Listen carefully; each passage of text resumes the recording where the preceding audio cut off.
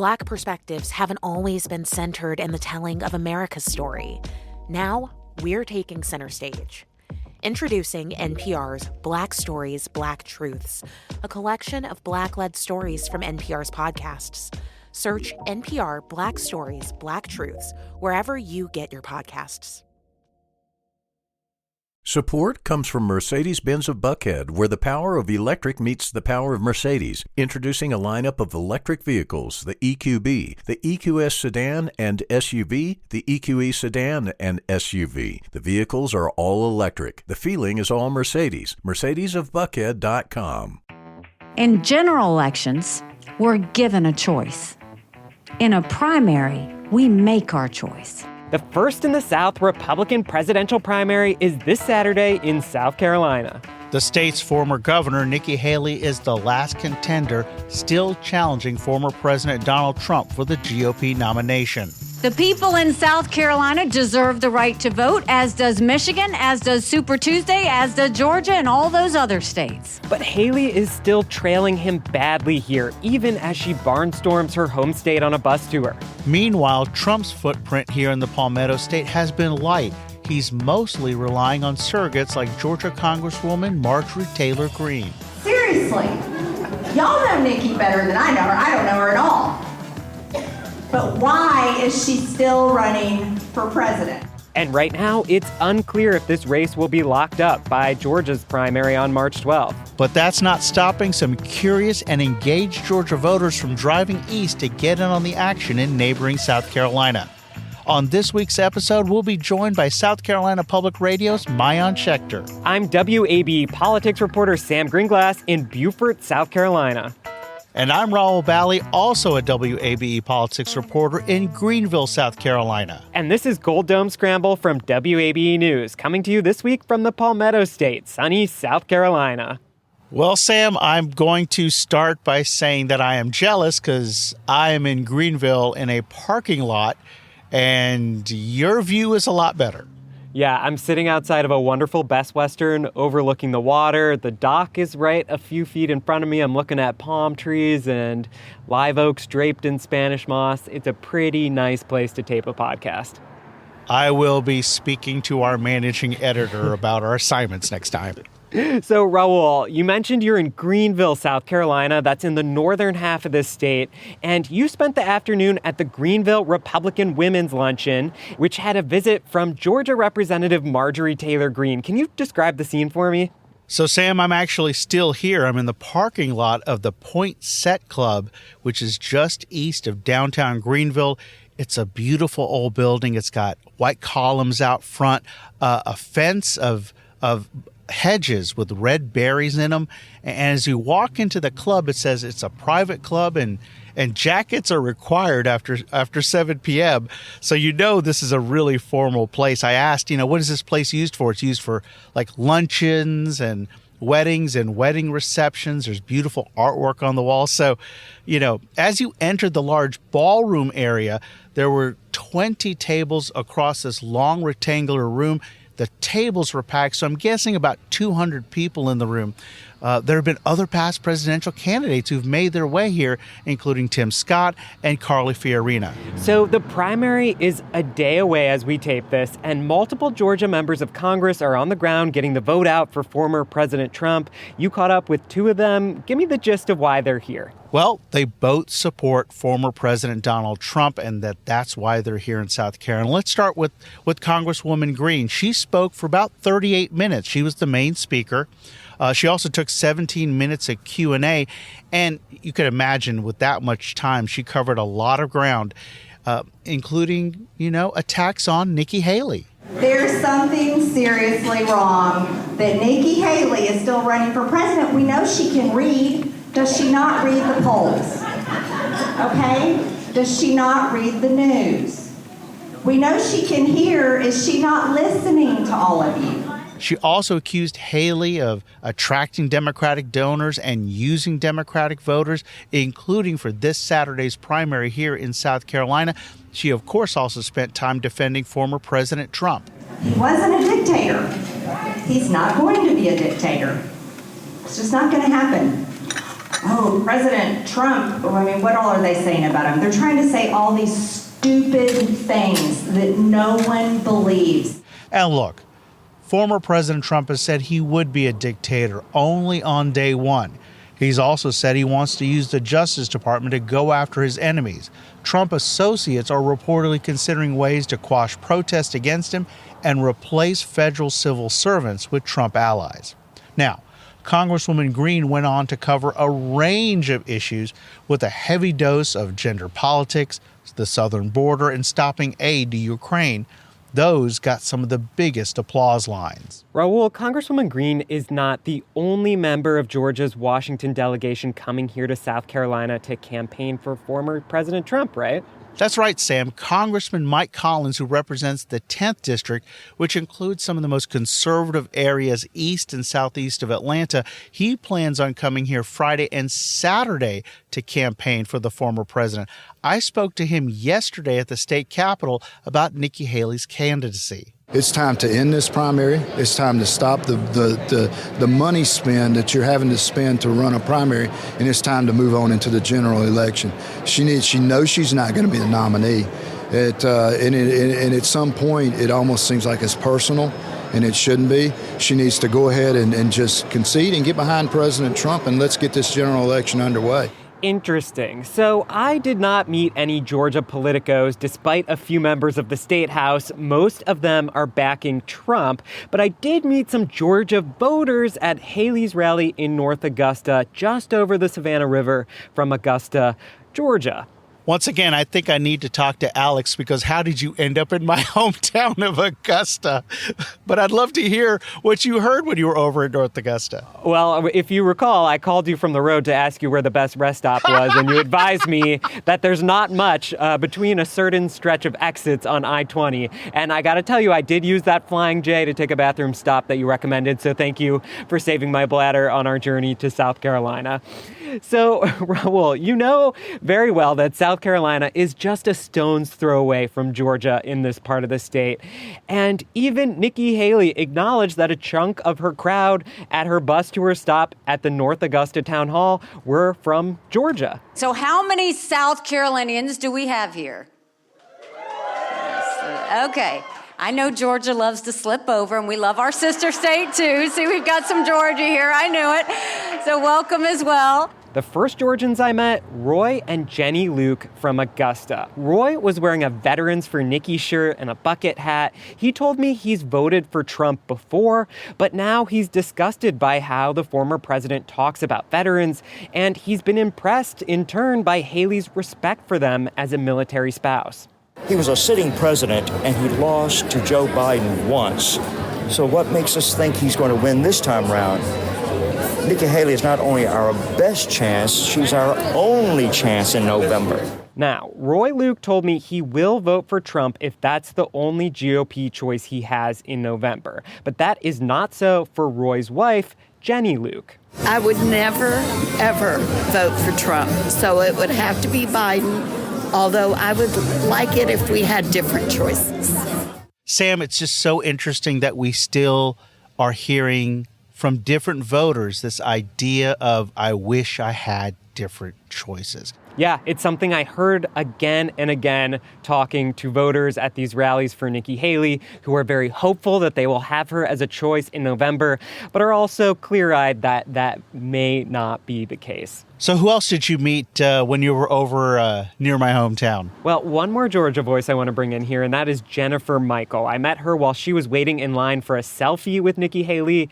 She was wearing a purple vest, and Jennifer Michael told me she voted for Trump in 2016, but in 2024, she is all in for Haley, whether she makes it to Georgia or not. As you know, our primary is not until March 12th. Her name is already on our ballot, so I can vote for her whether she's still running or not, and that will be what I will do. I also asked Jennifer Michael if she wished Georgia's Governor Brian Kemp would lend Haley a hand in advance of Georgia's primary. Kemp has campaigned with Haley before, back in 2022. He has soured on Trump, but he is still not endorsed in this primary.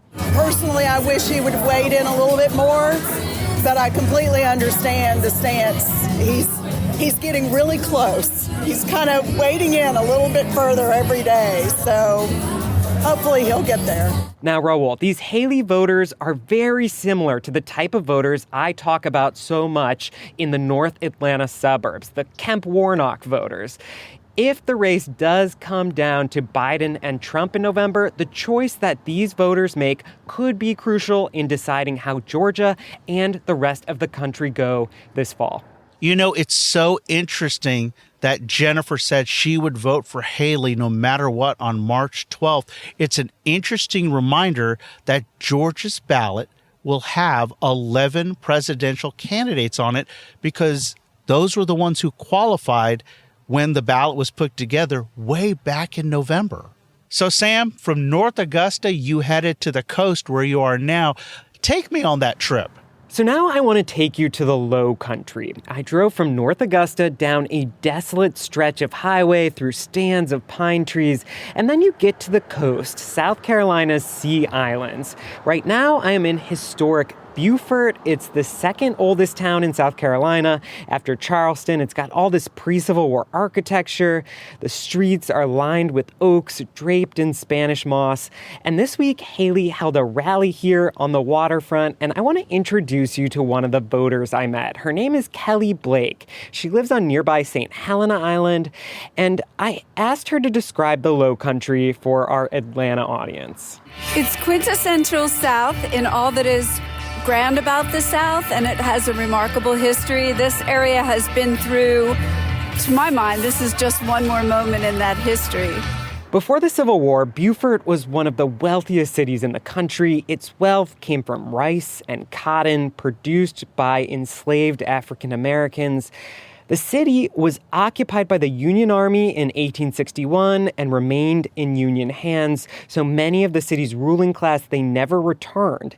And Beaufort became known as the birthplace of Reconstruction. You know, according to the National Park Service, it was one of the first places in the U.S. where formerly enslaved people could begin integrating themselves into free society. Blake is a historian and says she thinks a lot about this pre-Civil War era and the parallels to our current moment.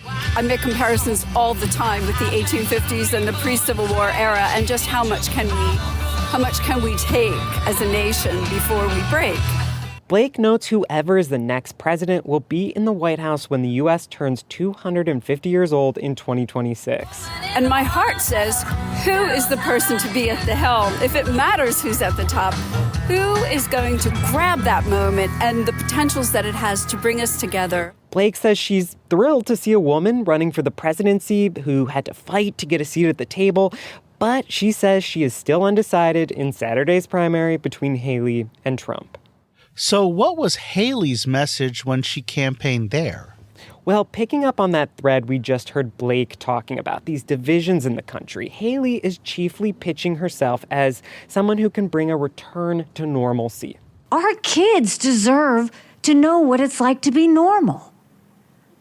Wouldn't it be nice to have a country where you could sit down with your family for dinner and not worry about a political fight? Now, Haley's also making an electability argument. She says in most general election polls, Trump is within the margin of error against Biden.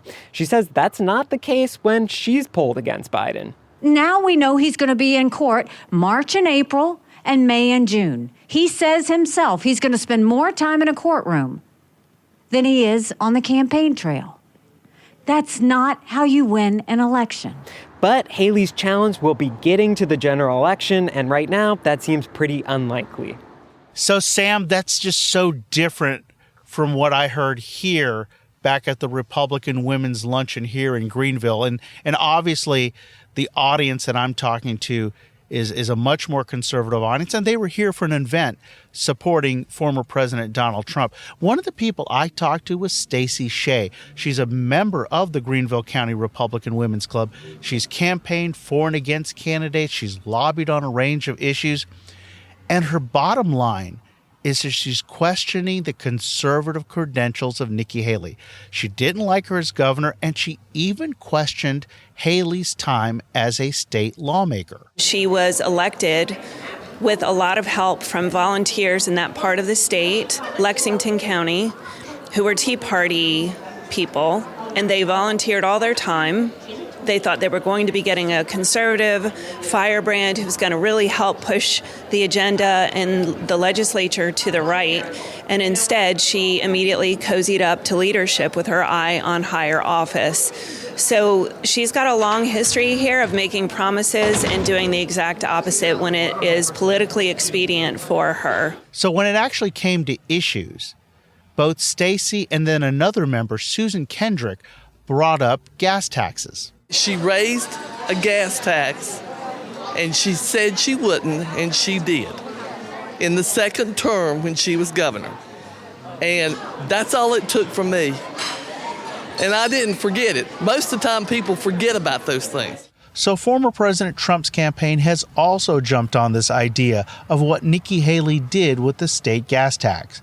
What she said is that she would sign a gas tax increase if there was also a lowering of state income taxes.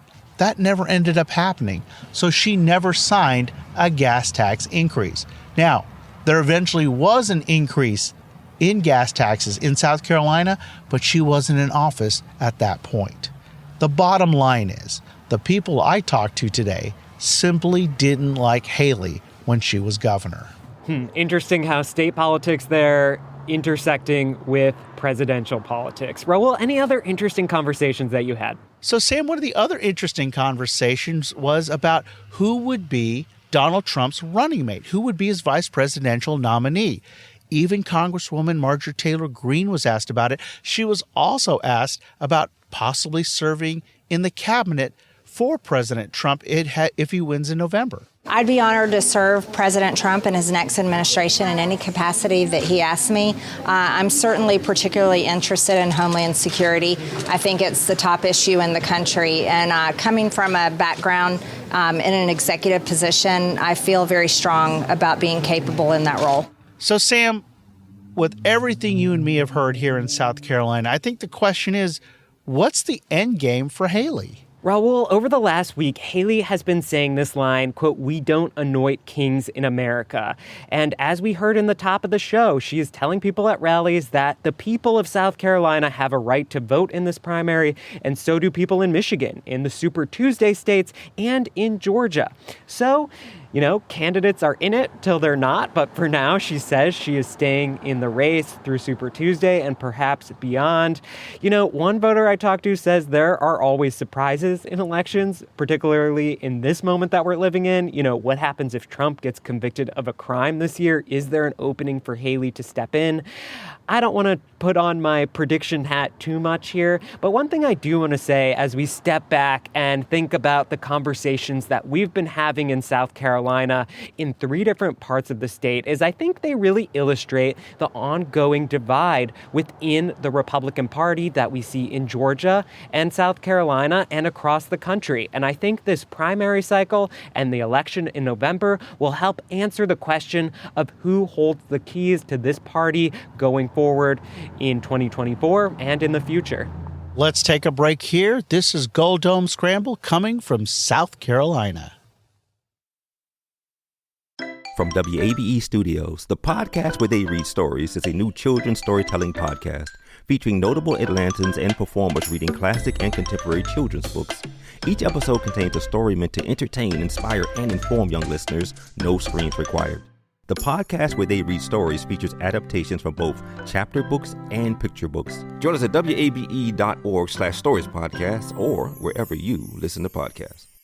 WABE. The world has changed, from shifts in power to a mental health crisis. So with all this social change, how do we balance the human desire for empathy, the business need for productivity, and the hope to make an impact in our community? This is a new podcast, The Social Impact Leader.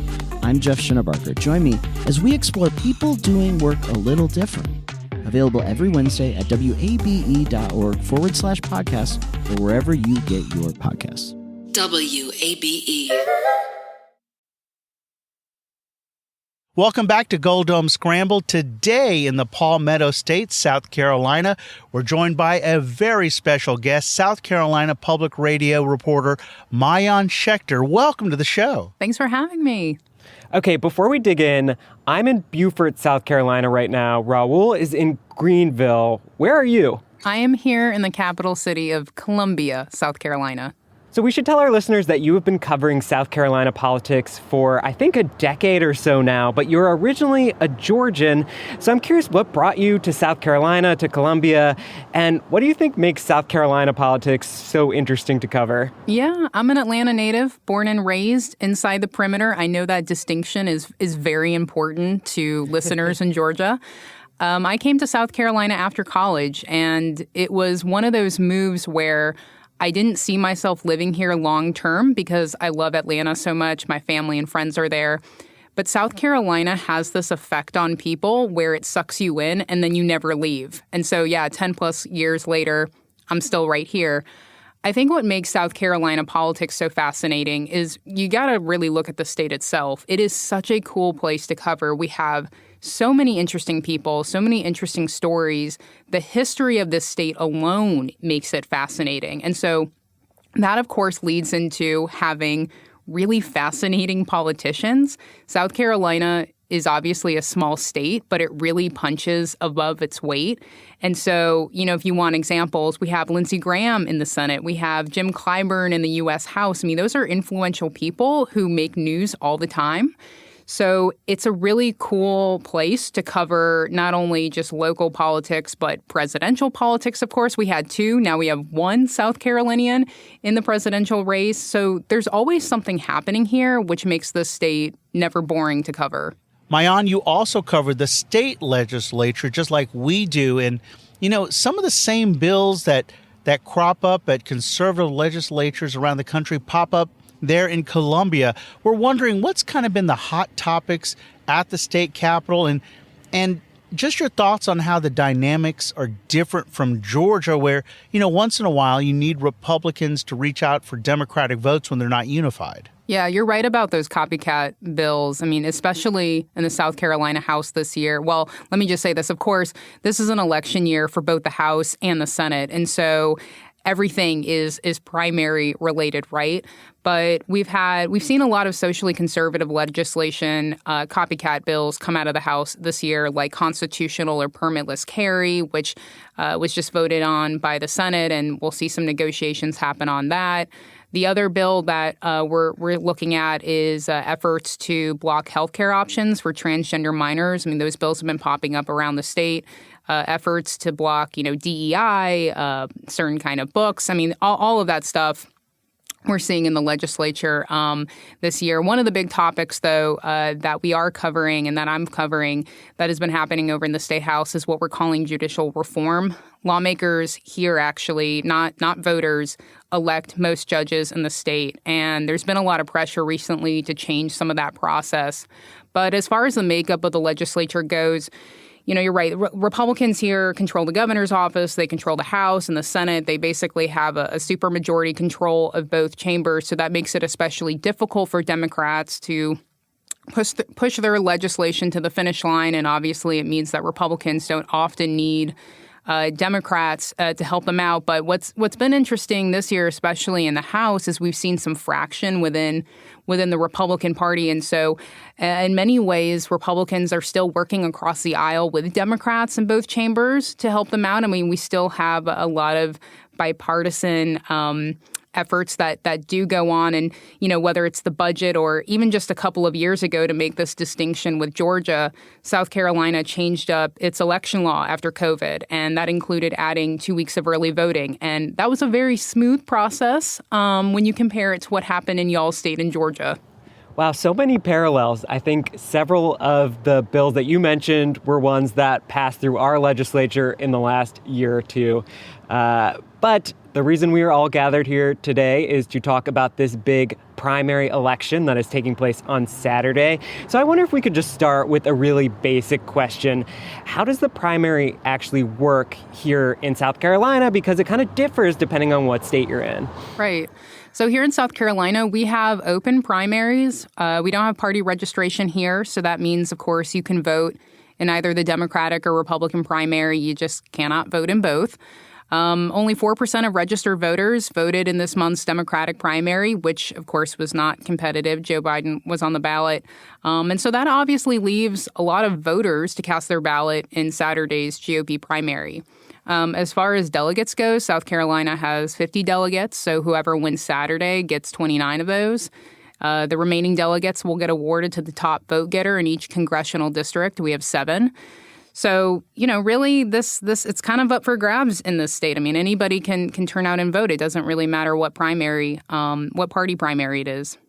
Maayan, let's talk about one of my favorite topics, geography. Can you kind of paint the picture of how politics and geography overlap in South Carolina, how voters are different from where I am right now in the upstate versus where Sam is in the low country, and how they could be different from even voters in North Augusta across from the river from Augusta where I'm from? I mean, how are they all different, and how does the politics intersect with all of that? Yeah, and I think that, that tells a lot of the story about how South Carolina will even vote on Saturday. So South Carolina is split basically into regions. You mentioned the upstate. That's your Greenville, Spartanburg counties. You mentioned the low country. That's your coastal counties like Charleston. There's the PD where Myrtle Beach is, and you have the Midlands, which is where I live in the capital, Columbia. And in South Carolina, each region sort of has its own specific identity, and even sometimes its specific political identity. Now, that's not to say that there's not, tons of different politically minded voters in each, but in areas like the upstate, that tends to be your more conservative, evangelical base. The low country, you perhaps have more independent-like voters that care about climate change, for example. Horry County is interesting. That's one of the state's very fast-growing counties, home to Myrtle Beach. It's become a popular retirement area and also popular among Trump voters. And so that's why you see so much effort by these Republican presidential candidates in the upstate and Horry County area of the state, because in some ways, when you're running statewide, if you can lock in those 2 areas of the state, you can pretty much take some losses elsewhere. And so it sometimes, depending on where you're running, if you're running in the upstate or you're running in the low country, whatever, the things you'll talk about, the policy issues you'll talk about may differ a little bit. Now, South Carolina's Democratic electorate is similar to Georgia's in that demographically it's very heavily black. But unlike Georgia, South Carolina is not going to be competitive this fall in the general election. So I wonder what explains the difference in the state's demographics. Is it just more rural, or what's going on here?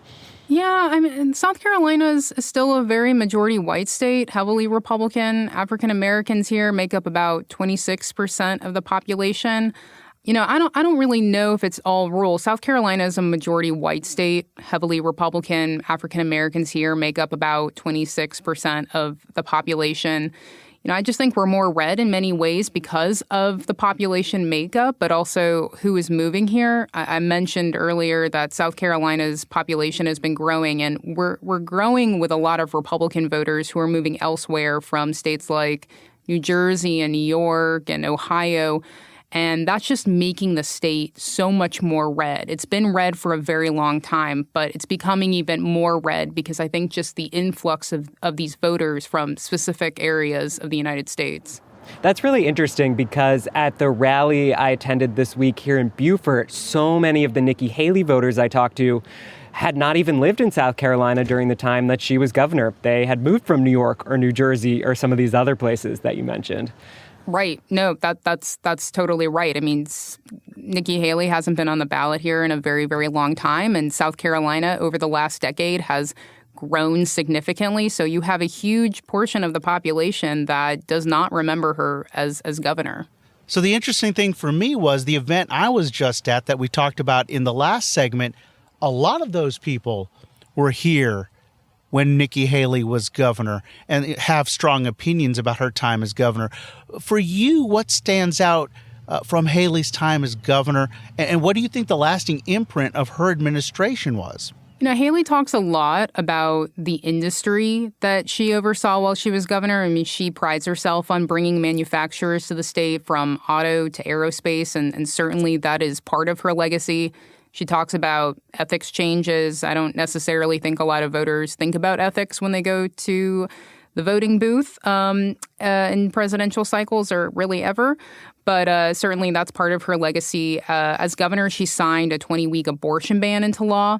But I think when you ask most people probably what they would remember about Nikki Haley as governor, even those who may have been who have just moved into the state or even outside of the state, they'll talk about the Confederate flag and the taking down of the flag, which, of course, as y'all know, occurred after the deaths of 9 black parishioners by a white supremacist in Charleston. One of the victims was a state senator. Of course, Haley had long not committed to taking the flag down, despite a lot of pressure for years from black legislators to the NAACP before the mass shooting ever occurred. And the flag had actually moved a few times before it was eventually taken down from the State House grounds. But Haley lending her voice to the effort to pull it down in 2015 was obviously a significant shift. And it really is an important piece, I think, of her legacy here and something she'll be remembered for, for years to come. So I'm really interested in the role of governors specifically on the national stage. And, as you mentioned, Haley frames a lot of her stump speech and case for why she should go to the White House on the story of South Carolina, her success attracting businesses, especially in the auto industry. And if that sounds familiar to our Georgia listeners, it probably is, because it makes me think a lot of what we hear from Governor Brian Kemp when he's speaking on the national stage. So it seems to me like state houses are not only laboratories of democracy as we talk about them, but also maybe launching pads for higher office. Curious what you think. Yeah, no, absolutely. I mean, Donald Trump may have changed that a little bit, but it's obviously a really good starting point because as y'all know, the governor, you're the CEO of the state, you're the main talking head, you're the representative. You get the bully pulpit, especially here in South Carolina, where the governor is not as powerful as the legislature, which holds most of the power, but you get to craft policy. And like we've seen in Florida, you can then use that policy as part of your presidential bid and see what sticks. And especially if the voters in your own state like what you've done, that translates sometimes well to voters nationally. So I'm a child of Indian immigrants who grew up in the South, similar to Nikki Haley's story.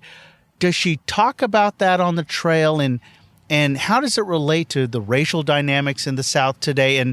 And has that even been used against her in the past or now? I don't think Haley avoids her background on the campaign trail. I think she's been very open about her family, her parents who live with her, and what it's like being the child of Indian immigrants, especially, being raised and brought up in very rural Bamberg County.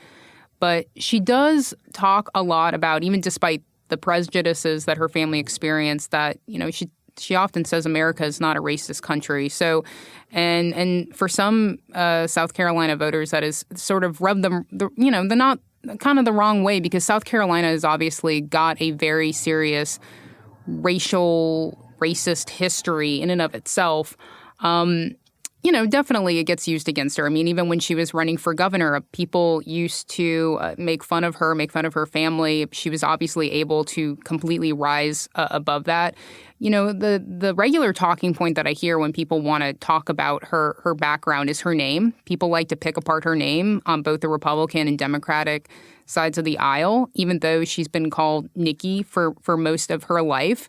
But she's done a very good job, I think, rising above some of those shots at her.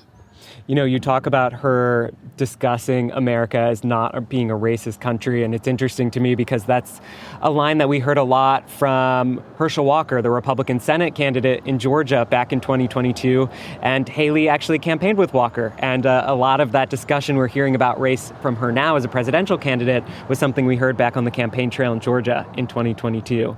I want to ask you, we've talked a lot about Nikki Haley, but Trump is, of course, dominating her, it seems, from polls here in South Carolina, her home state. And so what should we take away from that then? I think, Trump has just remained and still remains very popular among South Carolina Republican voters, despite what is going on with his criminal cases, for example. And I think this goes back mainly to an earlier point I made, which is that Nikki Haley hasn't been on the ballot here in several years. And South Carolina's population has just surged over the last decade. So you have a ton of new voters who are not familiar with Haley or Haley as governor, and they liked Trump before and they like Trump now. And so I think a lot of that we see bleed out into especially this race where you have Donald Trump and you have a homegrown candidate like Nikki Haley. So before we go, our audience has heard me talk about this before. My love of taquitos at QT on the campaign trail. I even made a stop this morning on the I even made a stop this morning on the drive up. Maayan, I want to know what's your kind of guilty pleasure, whether it's at the state capitol or when you're out on the campaign trail.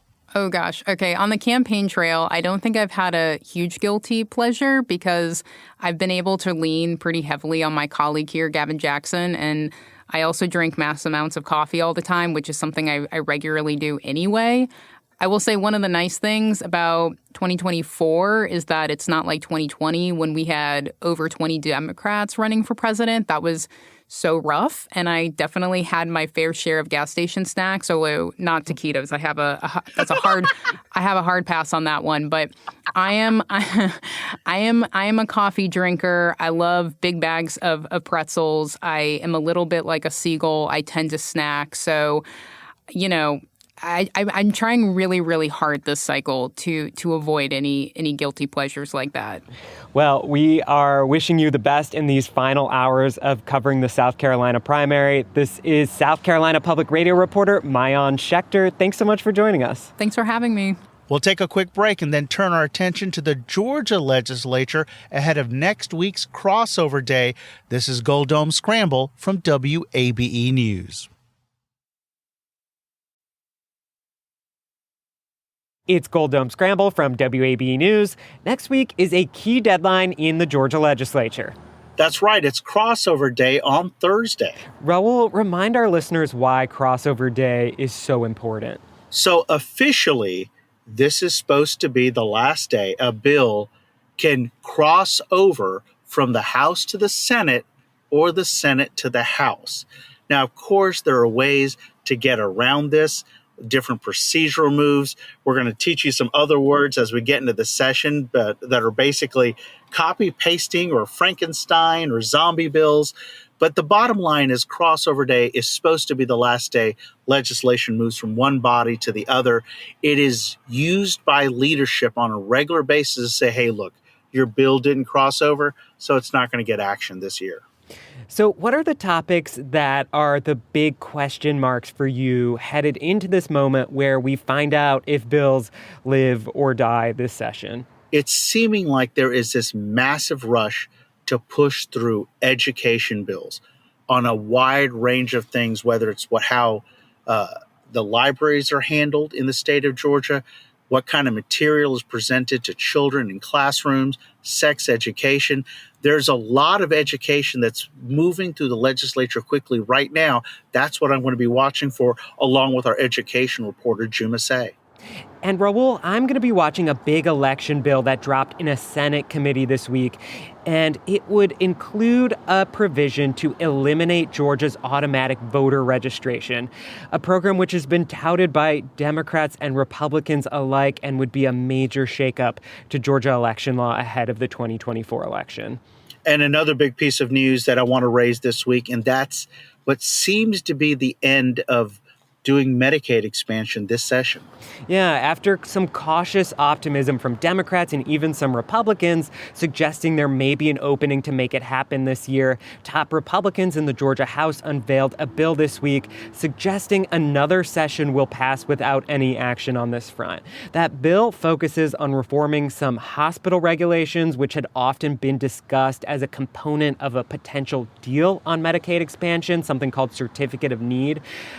But what this bill also does is it merely sets up another study committee to research Arkansas's model of Medicaid expansion. The bottom line here is it doesn't seem like there will be legislative action to do Medicaid expansion this year. And Rahul, I wonder, do you have a sense of what happened? How did we go from even some Republican leadership seeming to leave an opening for this after many years of dragging their feet to now, nope, not this year, maybe next year? So one of the things I would point to is some of our previous episodes of this podcast where we heard from Governor Kemp, who's saying he's focusing on his Pathways program, with a program that they're trying to implement right now. And you've heard other lawmakers say, look, I want to see that program have a chance before doing anything else. It may have been just the issue of having enough votes. Now, I do want to talk about those hospital regulations you mentioned. Certificate of need, that's the process where the building of new hospitals or surgery centers or the expansion of hospitals and surgery centers are approved through a state process. It is very clear that there are lawmakers who still want to get that done, but there's a couple of complications here. First of all, you have some lawmakers who want to completely repeal it. They want all of the certificate of need regulations to go away. But the question is, are the votes there? And that's something that Senate Majority Leader Steve Gooch addressed when I talked to him earlier this week. I don't think there's 29 votes in the Senate today to totally repeal CON in Georgia. The Democrats want to have a full-blown Medicaid expansion. Republicans don't. Some Republicans want to have a complete repeal of CON. Some don't. So I think some blended approach, tweaking, modifying the CON laws this year, I think are possible. And I think it's still something that you could see before the end of session on day 40. But I do not believe there'll be a full-blown repeal of CON or Medicaid expansion this year. Another important group that I should mention here are the hospitals. They're going to be concerned that there's going to be just a repeal of certificate of need, but nothing around Medicaid expansion. And here's why. The concern around certificate of need is that new surgery centers could pop open and cherry pick the best services, costing local hospitals, especially small rural hospitals, a lot of business and a lot of money. And on the other hand, there's not new money coming in. So that's another thing we're going to be watching when it comes to CON, Certificate of Need reform. But you know, Sam, crossover day is going to be a crazy day, another really long day at the Capitol for all of us. Alrighty, after a busy week stretching from the state capitol to South Carolina, we will have to leave it there. Thanks for coming on this journey with us to the Palmetto State ahead of South Carolina's Republican primary. I'm Sam Gringlas in Beaufort, South Carolina. And I'm Rahul Bali in Greenville, South Carolina. Dome Scramble is a production of the WABE Politics team. Our producer is Brendan Rivers. Our managing editor is Alex Helmick. You can get more Georgia politics every Tuesday and Thursday with the Political Breakfast podcast, and check out wabe.org/Under the Gold Dome for the latest. We'll see you back next week in Georgia.